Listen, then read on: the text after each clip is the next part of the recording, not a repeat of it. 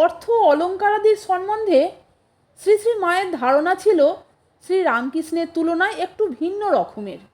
উহা হাতে লইবা মাত্র তিনি মাথায় ঠেকাইতেন। ওই বিষয়ে ঠাকুরের অন্যরূপ আচরণের কথা তাহাকে স্মরণ করাইয়া দিলে তিনি অকপট অথচ অতি অর্থপূর্ণ ভাষায় বলিয়াছিলেন, ঠাকুর আর আমি যে বাবা মেয়ে মানুষ, ঠাকুর যে আমায় সোনার গয়নাও পরিয়েছেন। অর্থাদির প্রতি তাহার শ্রদ্ধা ছিল, যেহেতু উহা লক্ষ্মীর প্রতীক, কিন্তু তাই বলিয়া উহাতে কোনো আসক্তি ছিল না।